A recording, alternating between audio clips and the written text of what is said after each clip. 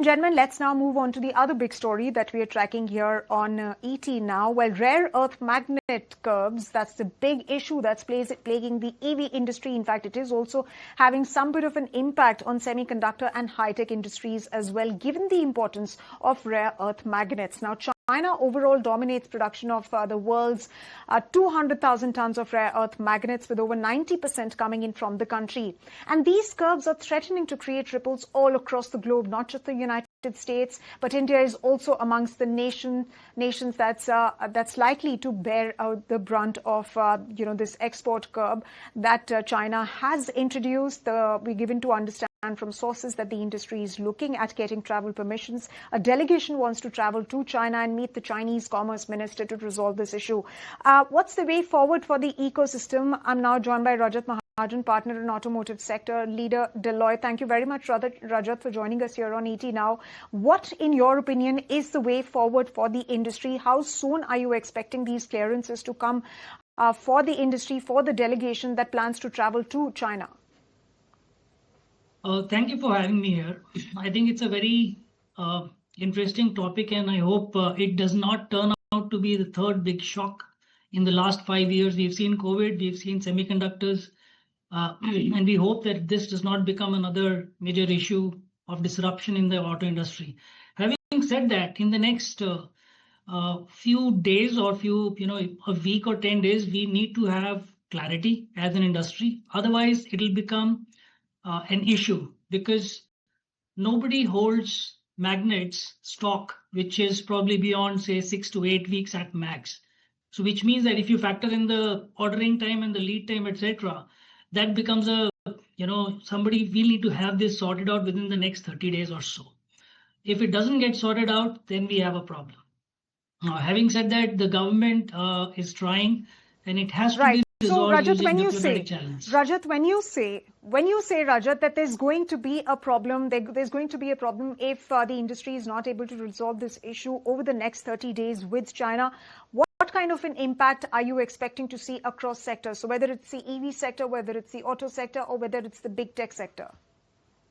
So let me talk about the auto sector, right? When you talk about auto sector, it is ICE as well as EVs. So EVs use rare earth magnets in a significant fashion, right? We all know that. While the cost of magnets to an EV is not very high, right? But the complexity of the motor significantly reduces if you use rare earth magnets. There's just case in point, if you try and replace this rare earth magnet with let's say any other magnetic material, the weight is likely to double, which means that you'll have to go into a completely new design. So we can't afford it, in any which ways it cannot be done in a short term.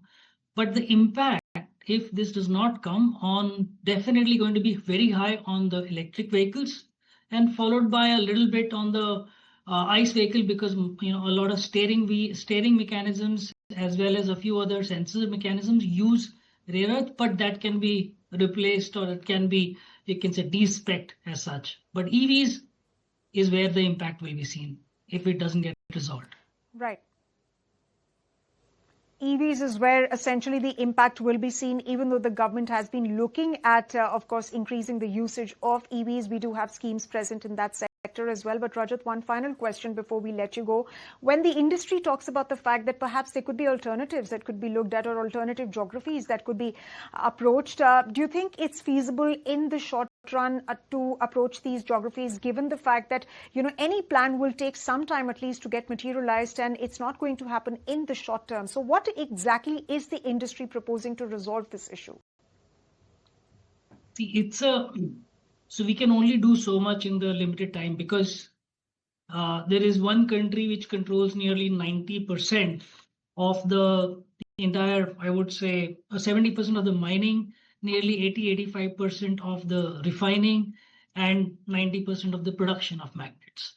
Now, the only alternates in front of us is to shift to alternate technology, which is, alternative motors with different magnetic materials.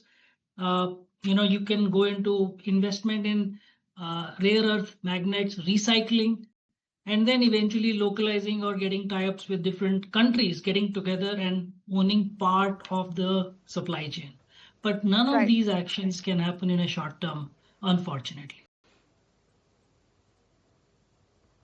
Absolutely. Absolutely. So, Rajat, one final question. What could be looked at in the near term to sort of cushion the industry from an impact that this move by China is going to have?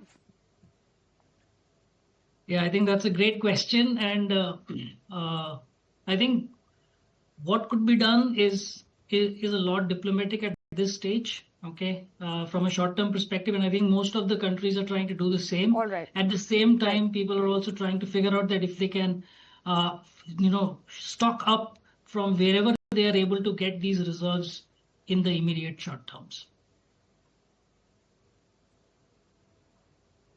All right. So stock up reserves, have the diplomatic outreach become that much, more aggressive with China is something that, something what you're suggesting, Rajat. Well, on that note, thank you very much for sharing your thoughts on this very, very crucial matter. Ladies and gentlemen, even as we speak about the issue of rare earths and the export restrictions that China has placed, well, the US and China, they are engaging to sort of give some sort of relaxation so far as that issue is concerned, because like I stated during the beginning of this conversation, it is a matter that impacts not just one country, but it is impacting several countries. And of course, the diplomatic outreach at this moment of time is something that the